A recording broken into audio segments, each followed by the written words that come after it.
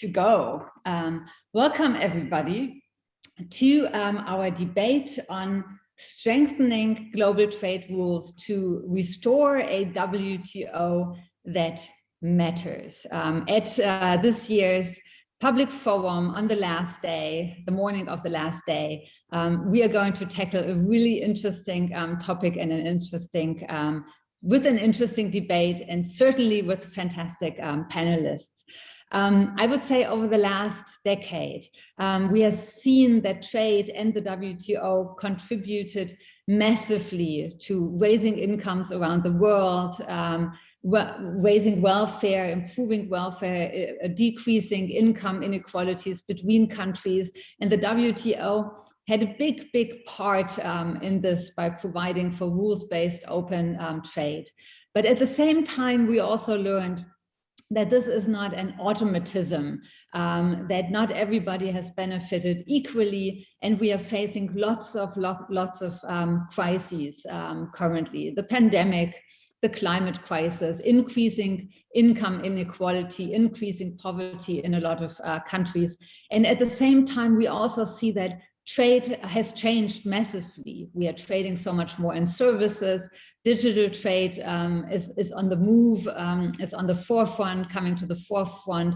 But we also see new types of protectionism, market distortions, overcapacities, but also subsidies are increasing subsequently to the pandemic and the economic crisis. And we are seeing a WTO which is troubled, and we are seeing lots of new regional trade agreements, preferential trade agreements emerging with new rules. So the landscape is challenging, I would say. And this raises a very important question. What kind of WTO do we need in the future to address our global problems and challenges and to react to the changes we are seeing? Do we need new rules in trade remedies, in competition or labor or environment? What kind of WTO do we want and do we need in the future also to establish and safeguard a level playing field, which is inclusive, sustainable, and forward-looking? And I couldn't imagine a better panel, a better group of really well-known experts to discuss that issue. And let me first introduce the Honorable Mr. Bwanjendra Navid. And he is ambassador and permanent representative of India to the WTO. You have worked on many FTAs for India in the past, but I also found it really interesting that you are a fiscal and tax and budget expert and pushed India also on that topic. So you bring into the discussion many different expertise. And thank you so much for being here with us today. Also on our panel, virtually joining us from his attic, I learned, is Ignacio Garcia Becerro. He is Director, Multilateral Affairs, Strategy Analysis in DG Trade of the European Commission. Ignacio, you have worked on many FTAs, such as TTIP, CETA, but now you're responsible for the WTO and WTO reform. I'm really happy that you took the time to be here today. Let me then also introduce Yihong Li. She is Minister and Deputy Permanent Representative of the People's Republic of China to the WTO. And you are a really well-known expert in the field. You have worked on trade and WTO issues over years in MOFCOM, and congratulations also on China National Day. Thank you so much for joining us today. And last but not least, we have also the voice of business joining us today, Teruku Vada. She is responsible she is Director International Affairs Bureau at Kaidan-Ren in Japan. This is one of the big business, or the big business association in Japan. Thank you so much for joining us today. And our session has been graciously organized by Business Europe. So thank you so much to the colleagues from Business Europe again.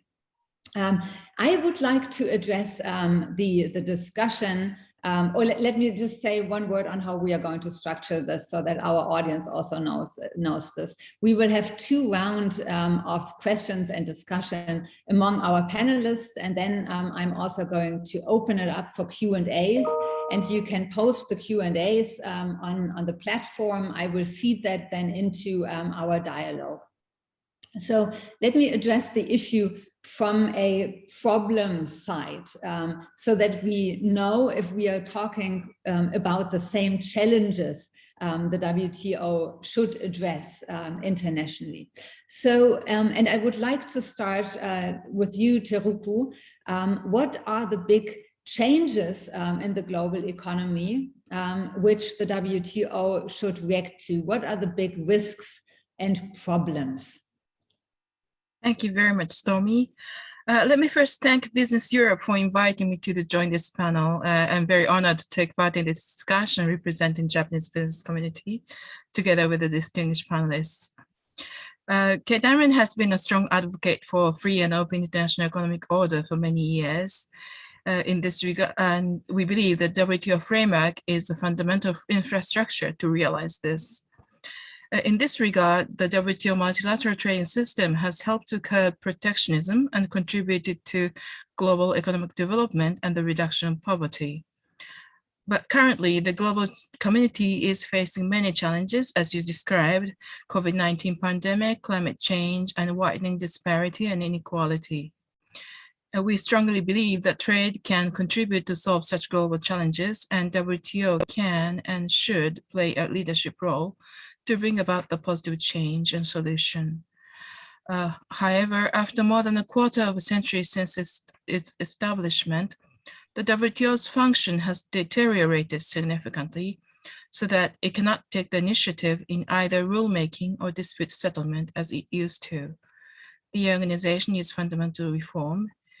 For example, here is our idea that WTO is not fully functioning to alleviate the inequality among members. While we do have the provision for the special differential treatment for developing countries, it seems the original intent of this provision is not fully respected. We believe the philosophy behind the SNDT is to secure opportunity for developing countries for more equitable growth within this free and open international trade order. However, because there is no WTO definition of developing countries, any members that declare themselves to be developing countries can receive special and differential treatment. I do not think this practice is in line with the original intent of this provision, and the lack of such definition is causing a serious consequence. We believe the status of developing countries should be differentiated according to their economic development levels and their financial and human capacities, and developed countries should assume reasonable responsibilities. It is important to ensure a level playing field with genuine developing countries and promote South-South trade to lead to more sustainable development. So in order to secure level playing field, rules relating to competitive neutrality, such as SNDT, should be reviewed. That's one of the examples that we think it should be reviewed and reformed. Thank you. Thank you so much.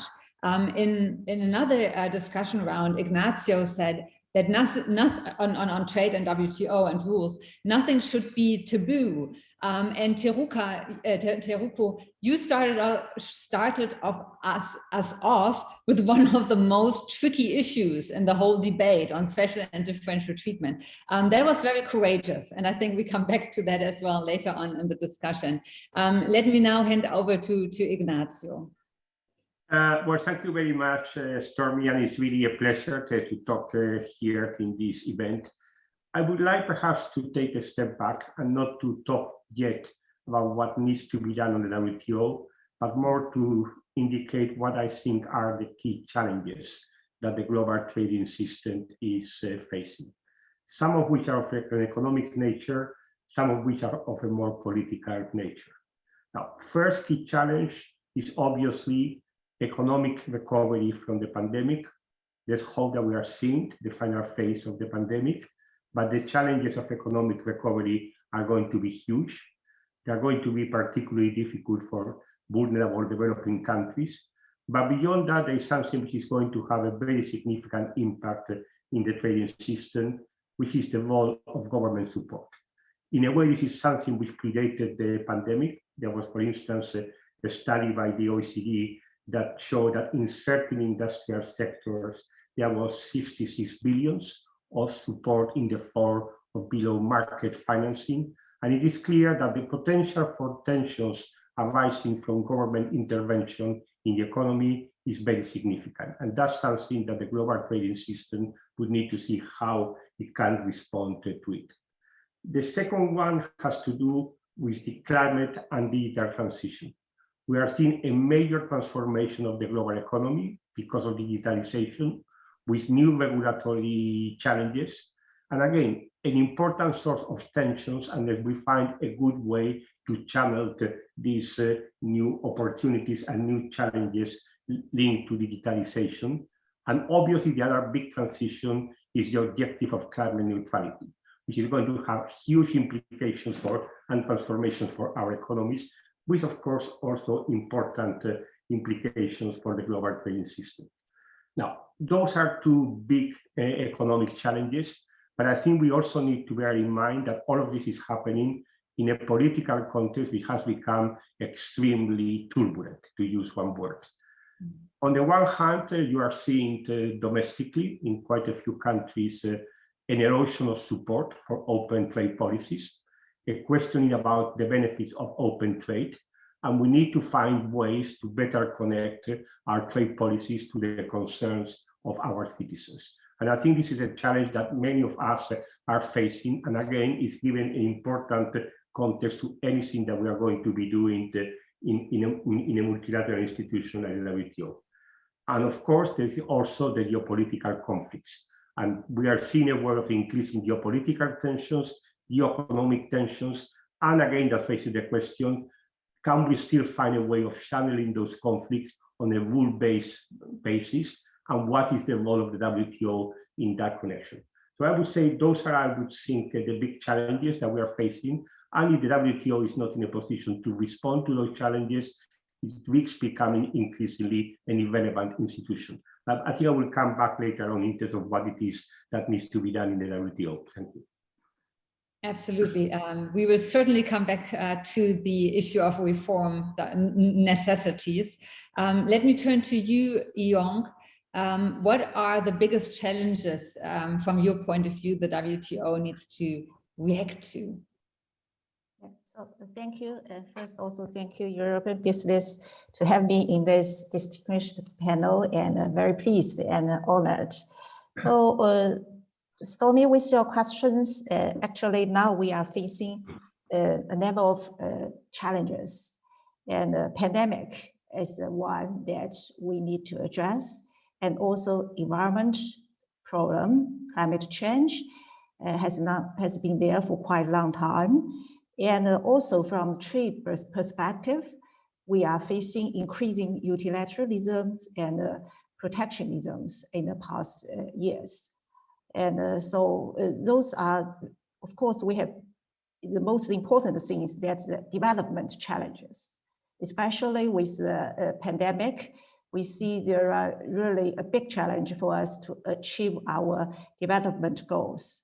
So all these issues, we believe that WTO should have should be part of that solutions. And so in that regard, the WTO should change the current situation, should find good solutions to address the current impasse. But we should also be pragmatic and to see the current problems, to find the right cause of the current situation of the WTO itself. So actually, if we use, say, WTO is a patient now, and people are now trying to give prescriptions, then if people diagnosed from different perspectives could have the different prescriptions. And but to us, we have to find the root cause there. And to China, we believe that the unilateralism and the protectionism is the first issue we need to address according to current challenges.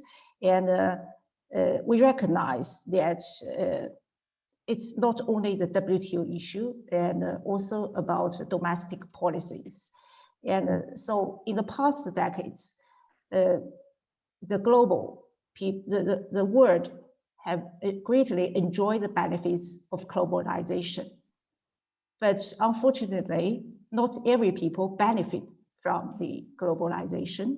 So we see now, because of the internal policies, that there is the rising trend of populism and anti-globalization. So that's also be well addressed domestically as internal policies.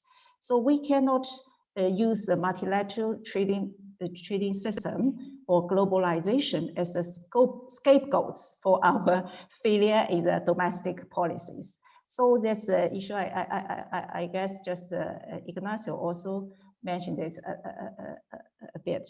So that's, I just, for your first question, just very briefly to mention those. Thank you. Thank you so much. And we come back to the sickness diagnosis of the patient WTO in a second, because I really like the picture you are using here.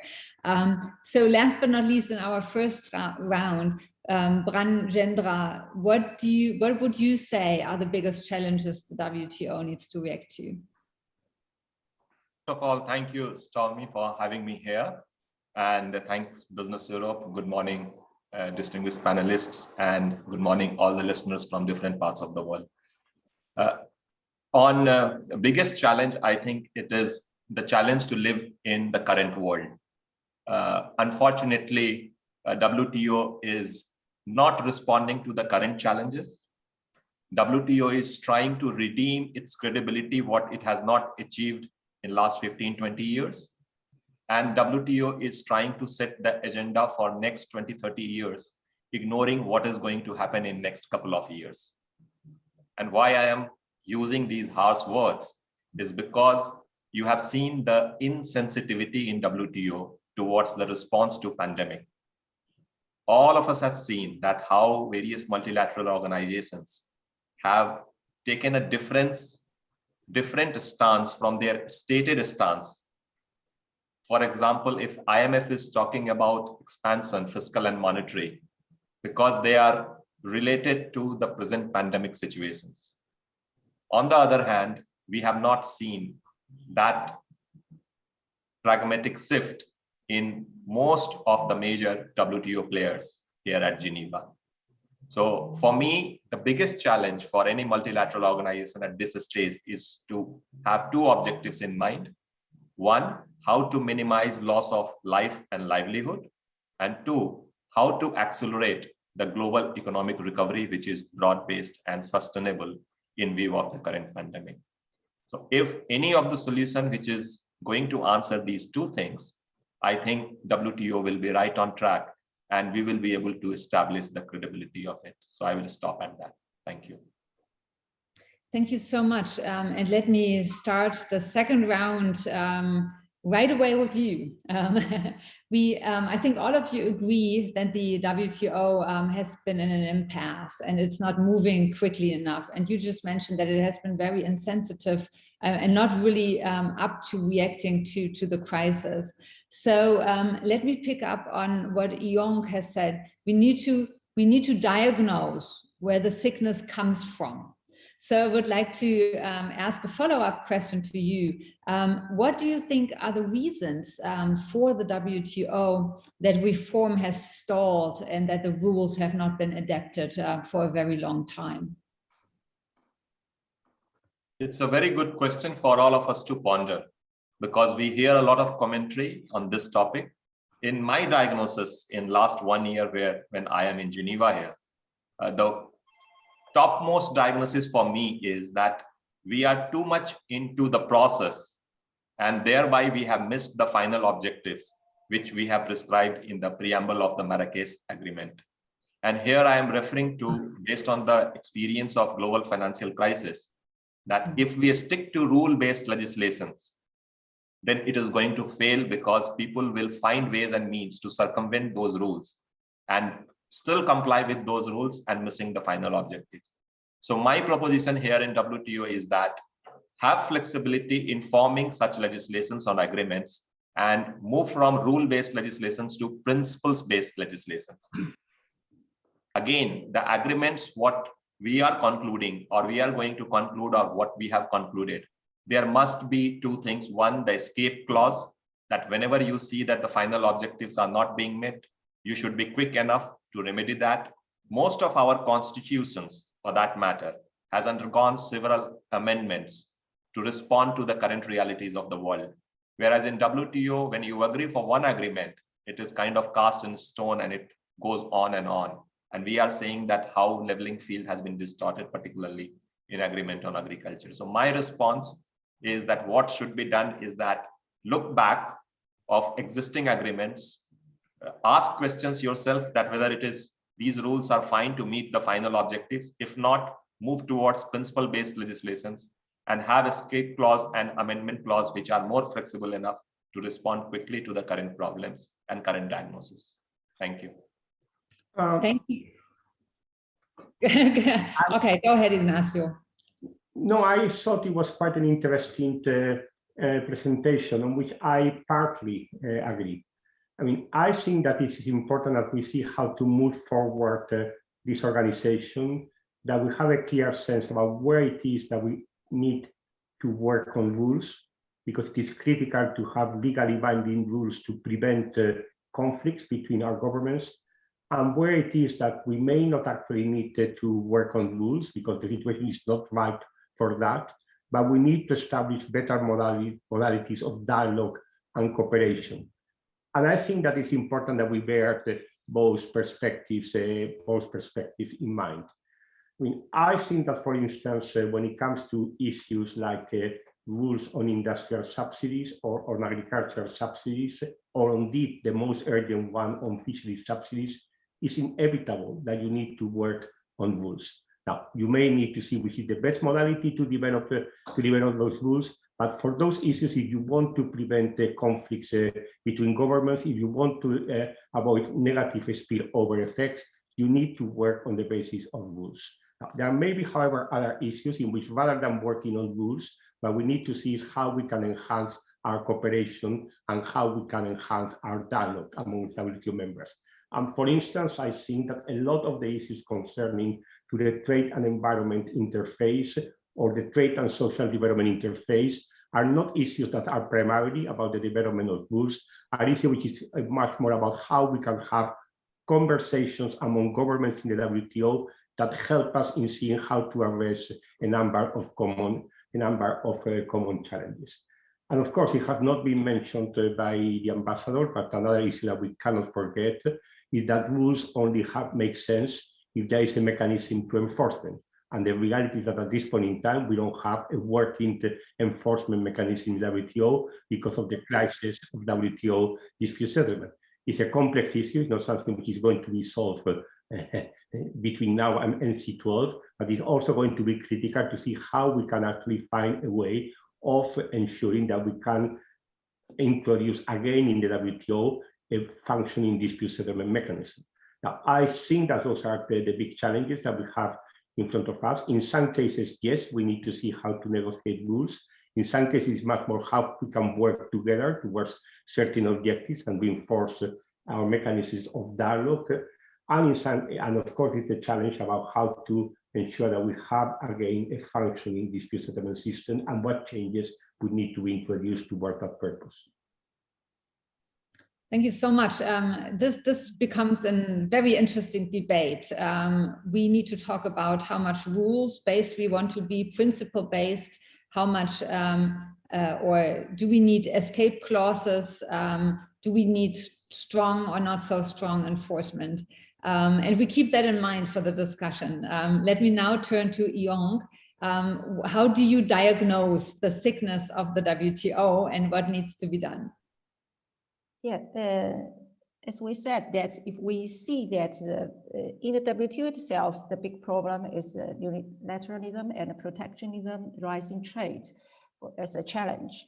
So so we need to see how to do that we can overcome that such challenges. But we recognize that now the problem in the WTO, another is that we need to know what is the best way for the governments to work together. To be very frank, currently WTO is lacking full trust among members. So that's why make our conversations very difficult. And so in that case, we may have different diagnoses on the WTO's problem, but at least we should have a common understanding that WTO is a public good, rather than making it as a tool for part of people's needs. So if we all have the goodwill to recognize the WTO's role as a global public goods, maybe we could find ways to move WTO forward. And so for us, we think that currently a couple of issues maybe we could start. Area one is that a potential to attract topics that people could have consensus. So, and the second area, maybe more important, is that issues that are very critical and pressing for us. For example, the current pandemic, we need to have the response from WTO, and also the AB restoration, because if as a rules-based organization, if AB cannot work, we would have big problem. Of course, we have the panel there now, but if you see the current situations, quite a number of panel reports have been appeared to avoid AB. There are several reasons. One reason is that, of course, we cannot deny that some people want to use void AB. And the other reason is that the panel, we all know that the panel report sometimes is not so consistent and makes the situation not so predictable and not convinced. So that's why people want to appear. So if that's such kind of situation continues, then we can see that this organization will face serious risk and disaster. So that's we say that we should start from these areas to build trust among the members. And so if we're looking at all the WTO rules, that we see that some of the areas that we need to take actions and to combat the unilateralism and protectionism. Then the one of those is just also people talking a lot about the level playing field, as Ambassador just also mentioned about agriculture. So we think that the first category is to addressing the rules deficit. The agriculture is a good example that, especially with regard to rules of AMS, that developed countries can subsidize their products.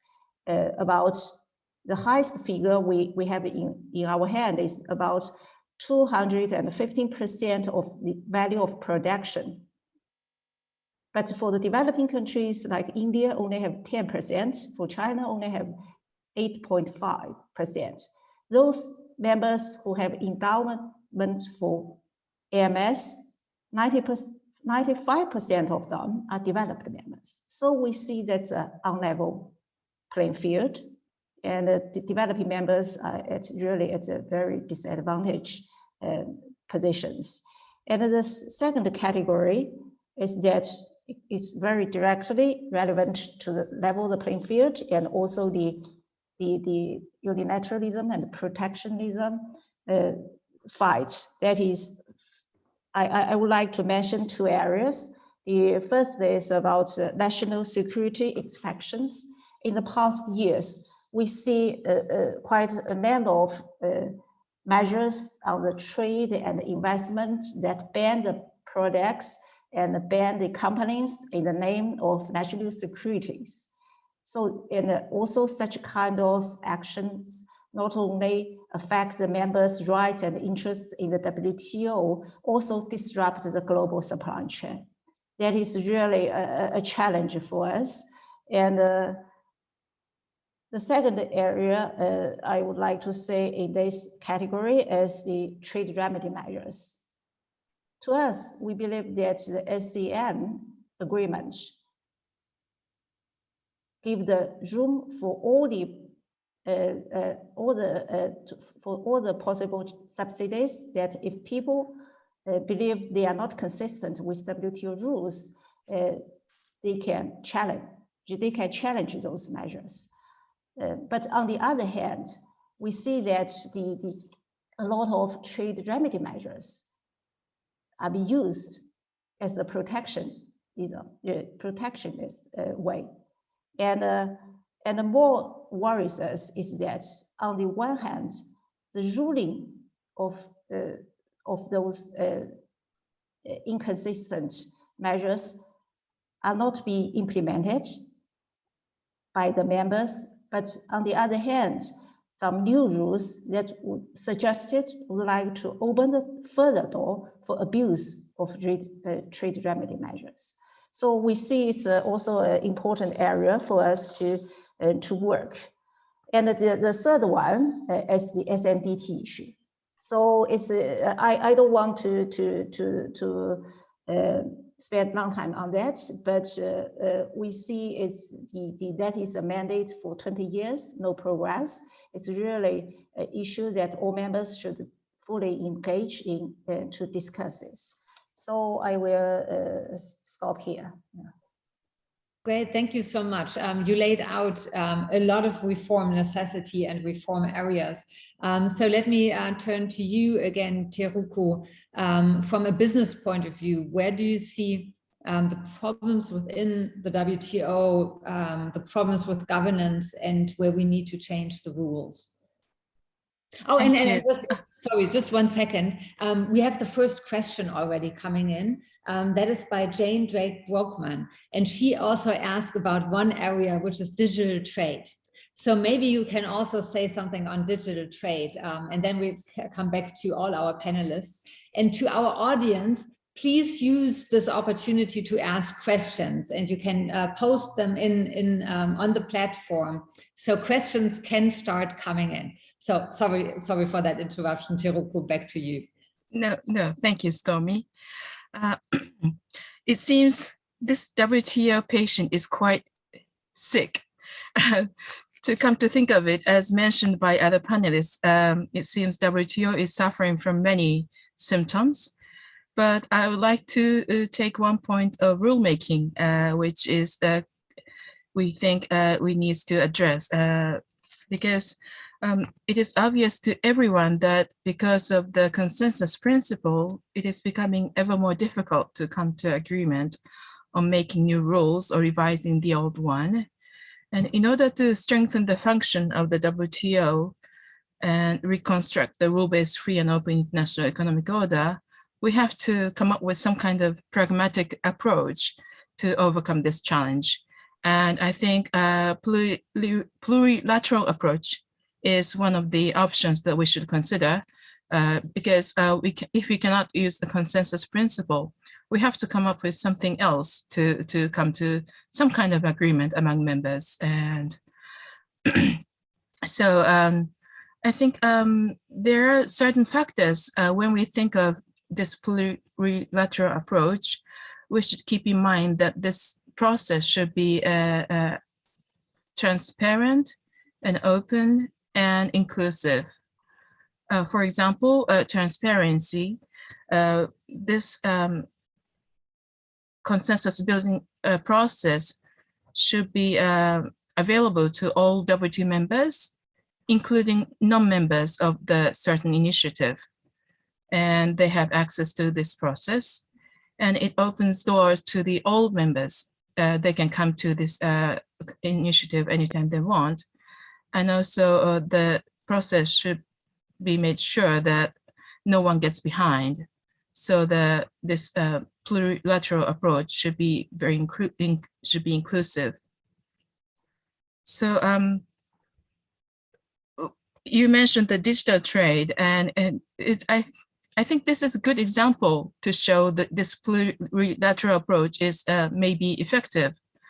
If the e-commerce agreement, which is currently discussed among interested members, if it is concluded, it will be a successful example of this plurilateral approach, and it will have a significant positive impact.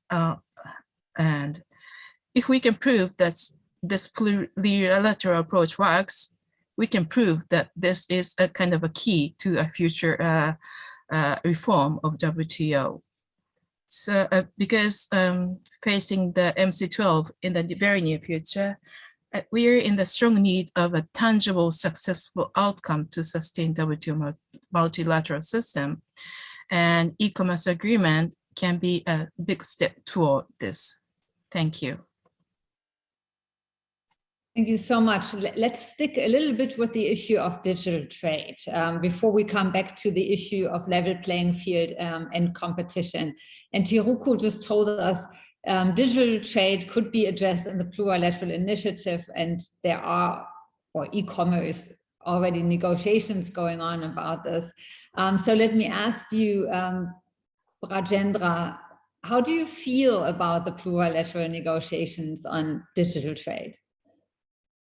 First of all, let me be very clear on that whatever is happening in the name of plurilaterals at WTO, we call it Joint Statement Initiative, is completely illegal and is against the provisions of WTO. We talk about rule-based system. Just now we heard from panelists that we are in a rule-based system. And this is one classic example that you show me the person, I will show you the rule. So we have presented a paper on legal aspects of JSI, which is not at all commenting on the substance of different subjects. And we are yet to get any answer from the legal experts, from the proponents of JSIs and plurilaterals at WTO. Now, let me respond to the digital trade part of it. You know what India has done in the various pillars of digital trade, including digital authentication, digital payments, and the way we have ramped up our system, where you may be surprised to know that every month we have 300 billion transactions on our unified payment interface that doesn't need any card or authentication. So imagine if you have a digital rule which is framed in the name of digital card industry, credit card or debit card industry, that will totally stifle the innovation in the platform in the digital trade. So I'm surprised that the proponents of rulemaking in digital trades are actually on the sides of trying to suffocate innovation in that field. Because once you make the rules, we have seen that these rules are made for existing big players. And it will suit the existing players, and it will completely rule out entry of new players because they will work on innovations and they will disrupt the system to bring new technology and new process. I will just conclude by giving one example of tennis. That imagine if someone would have said that tennis is what is played on grass only, we would not have seen Nadal doing so well in the tennis circuit.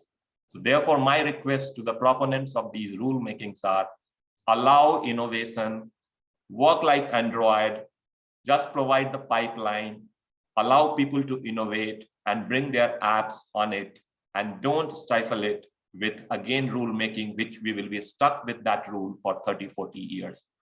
Thank you. Thank you so much for these clear words. And I could already see Ignacio wanting to jump in immediately. Well, actually, I wanted to jump in not just on this point, but also on some of the issues which have been mentioned before, because I think it's very important that we are very clear on certain key questions. Now, first, on the issue of a special and differential treatment. Totally agree that we need to have a serious discussion about a special and differential treatment in the WTO, that we need to see how a special and differential treatment can help to fulfill its purposes. I think, however, that one of the key things that would facilitate the discussion would be the moment when China, as the largest trading nation in the world, would be ready to indicate that it does not intend to claim a special and differential treatment in any of the ongoing negotiations in the WTO. I think that would actually facilitate a much forward-looking discussion on the issue of the special and differential treatment. Secondly, when it comes to the issues relating to subsidies, we certainly agree that there is a need to continue the process of reform on agricultural domestic support.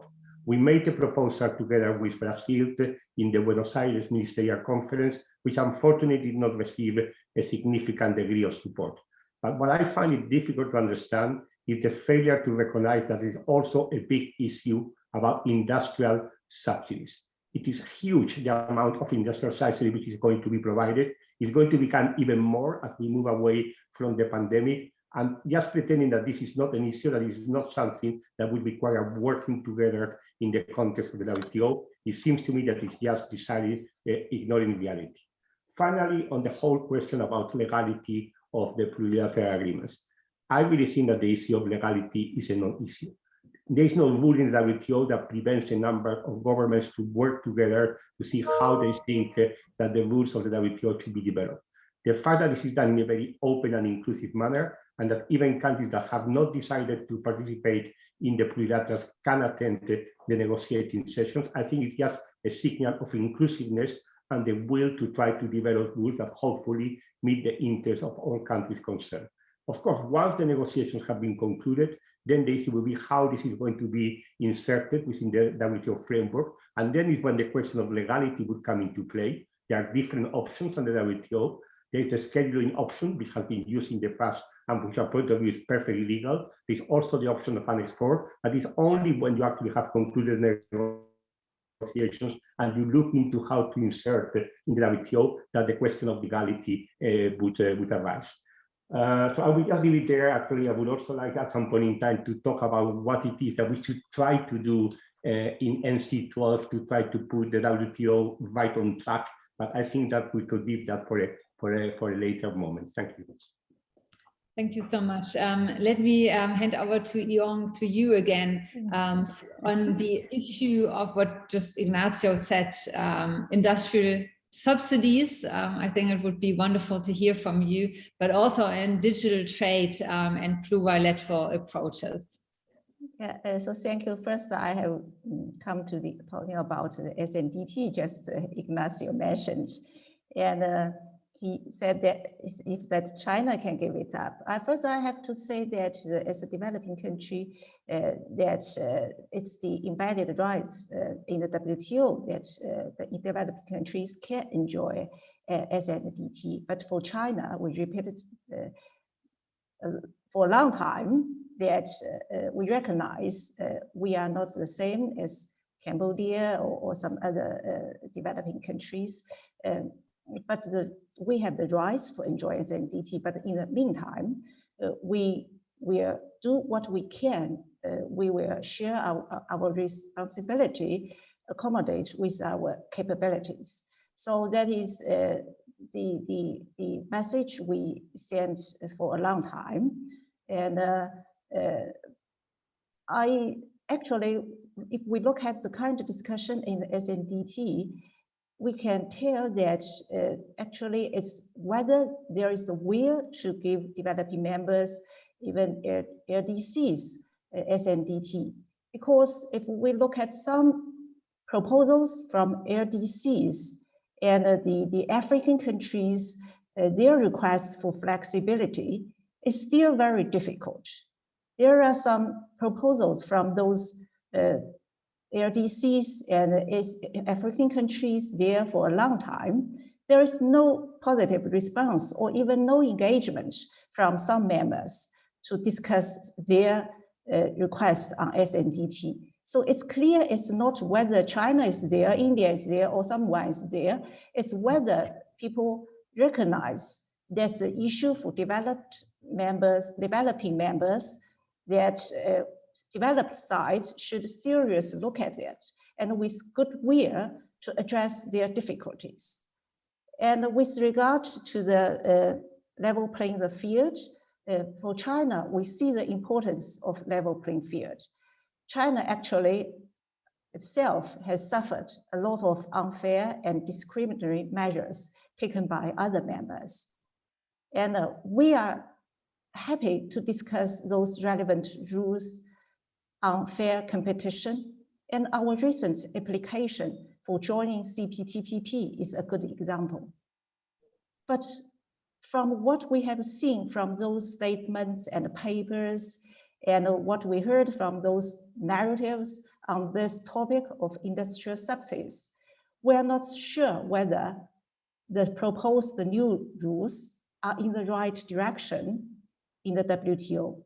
For example, it is suggested to expand the coverage of prohibited subsidies to shift the burden of proof from complainants to respondents, and to encourage arbitrary application of countervailing measures. If that is what we are supposed to explore to level the playing field, we cannot help asking what is called leveling playing the field. If such a leveling playing field is to make it more easier to challenge others' economic models and economic systems, to put other members in a tailor-made straitjacket, to set discriminatory rules on certain types of enterprises, or to perpetuate trading patterns, to confine those to the lower end of global value chains. I don't think China and most other developing members will support such kind of discussions in the WTO, let alone negotiations. With regard to the digital, we see that e-commerce JSI negotiations is undergoing in the WTO. And we see that could be a part of WTO's solution to the current development on the technology, on the new pattern of business forms. And also, for the WTO is a way to make it itself relevant to the global new development. But on the other hand, we fully recognize the digital divide among the members. So we always believe that is an issue we should address. And one more word about the trilateral for China. We always believe in multilateralism, and always multilateral is our first priority. So that's why we always call it JSI is pro-multilateral. To us, it is not exactly the same as the previous trilaterals in the WTO. So we follow the transparency, open and inclusive principles, and also try very best and emphasize the outreach to other members, to listen to others, to take into account their concerns and views, even they are not in the negotiation. Thank you. Thank you so much. Just a quick follow-up question from the audience. And it is Saki Zakuma, who is asking you specifically what you think, how you think the function of the appellate body can be restored so that appealing wouldn't go into a void. Yeah. Yes, it depends on the all members. Currently, situation is that the real discussion on the AB reform cannot be held in the WTO because objections from some members. So if there's no discussion, it would be very difficult. So a majority of WTO members echo the importance and are ready to have discussions on exact concerns from certain members, try to improve the rules there. The current situation is, again, if there's no real discussion, it would be difficult. But we do hope that all members will soon engage in this discussion and to let AB body restore as soon as possible. Thank you. Thank you so much. Before I hand over to you, Ignacio, I saw your hand. I want to bring in Teruko again on the issue, on some of these issues, especially the level playing field, industrial subsidies, and overcapacity, and hear from the business voice also what kind of new rules you would propose or would need to see. Thank you, Stormy. Yes, industrial subsidies is our keen interest also. And under the current rules, I think the measures against market distorting industrial subsidies is not sufficient. And in order to ensure a level playing field, disciplines on market distorting subsidies needs to be strengthened.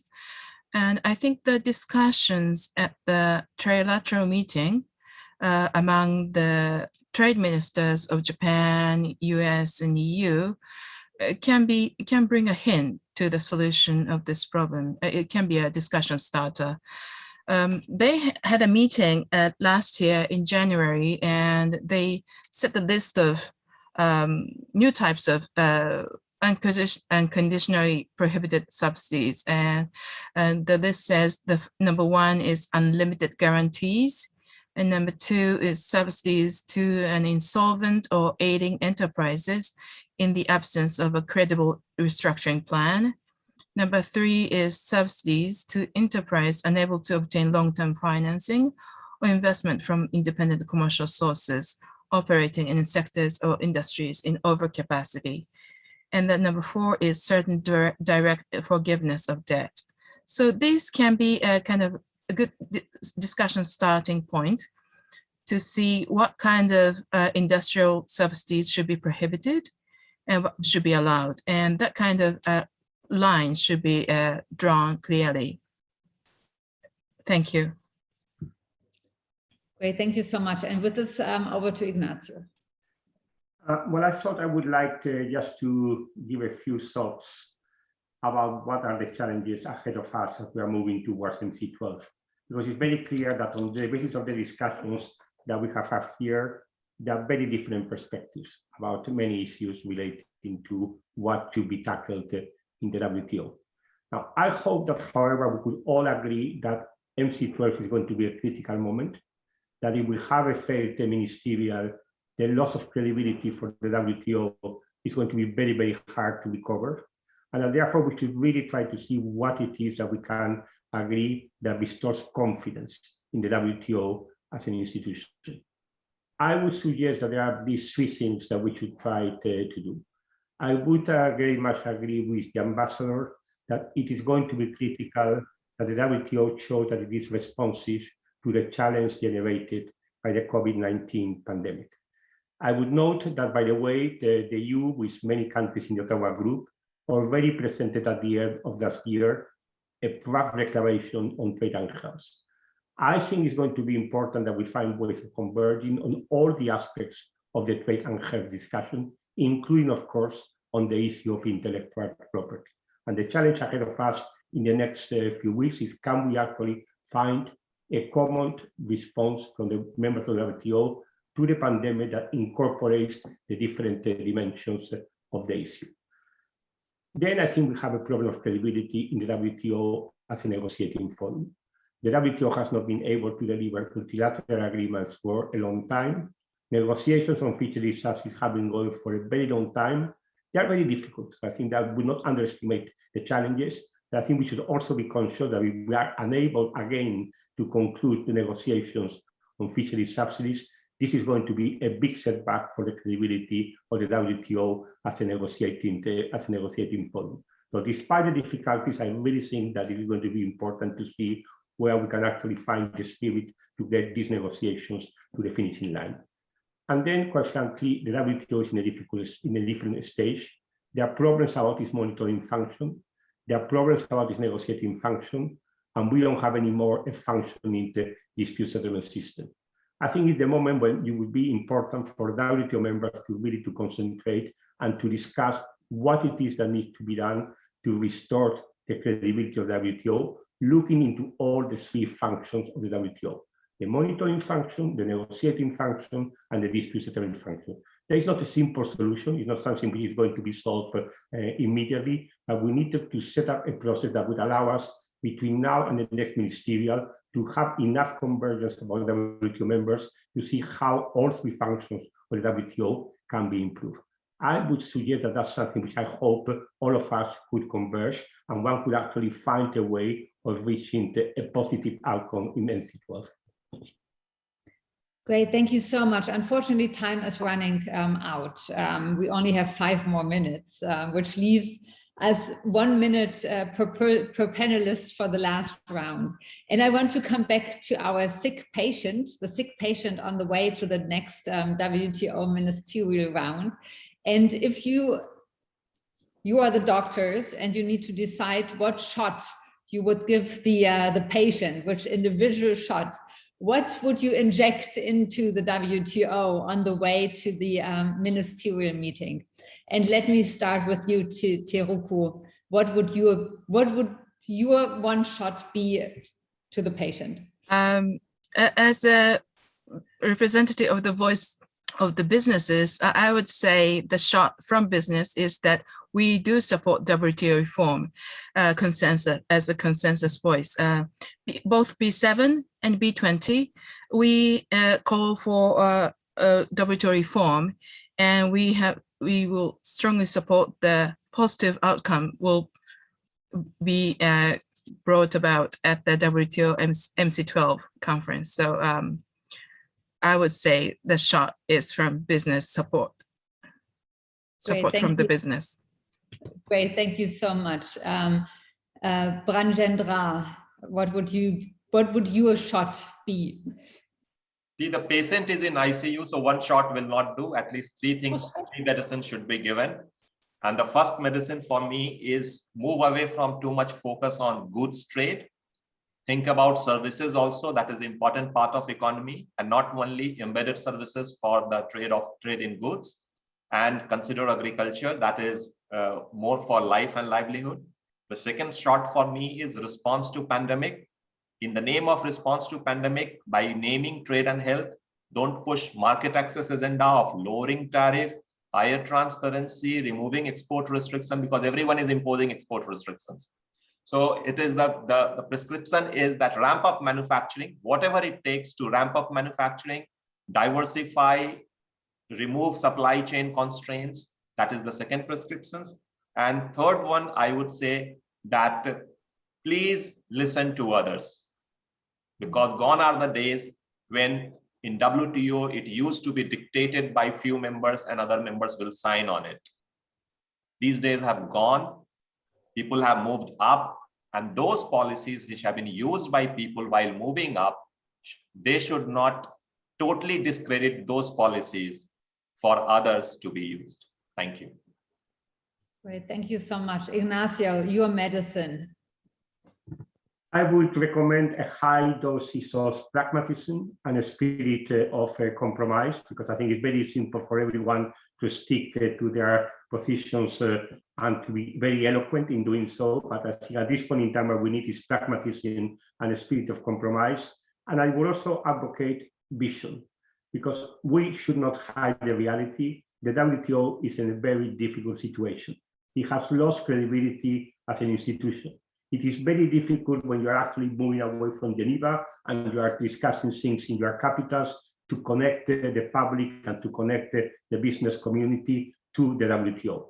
So I think the moment has really come to think hard among ourselves what kind of WTO we want and what kind of WTO can help in order to manage what is going to be an increasingly difficult global trading system. And that's what I really think is important, that we bring a bit of vision and a little bit of systemic thinking into the work about how to reform the WTO in a manner that works for all countries at all levels of development.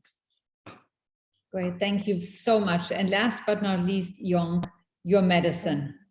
Yeah, so from me, I will first, I would say that first medicine is about to ensure that MC12 to be successful. So the medicine for this is that we must show solidarity.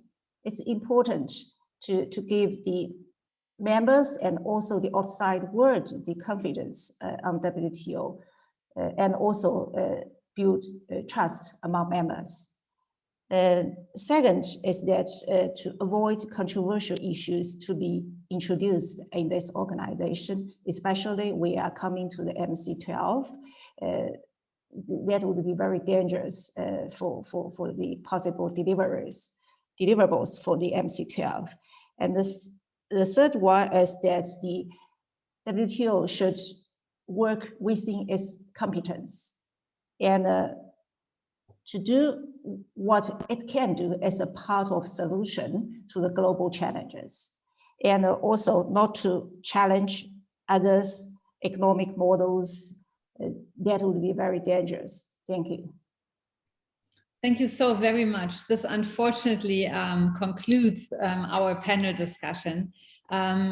We have identified a lot of medicine for the way to the ministerial meeting: solidarity, pragmatism, compromise, listening to each other, being honest with each other, ambition, strategic thinking, and re-establishing trust and credibility of the institution. I hope that we will be able to do so. I'm glad that the business community stands ready to assist.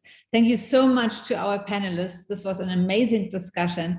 Thank you also to Business Europe for bringing us together. And also let me thank to the translators who have done a wonderful job translating this really energetic and quick and fast panel. So thank you so much. I wish you a wonderful last public forum, and hopefully next year we are all going to see each other in person again. So thank you so much to all of you.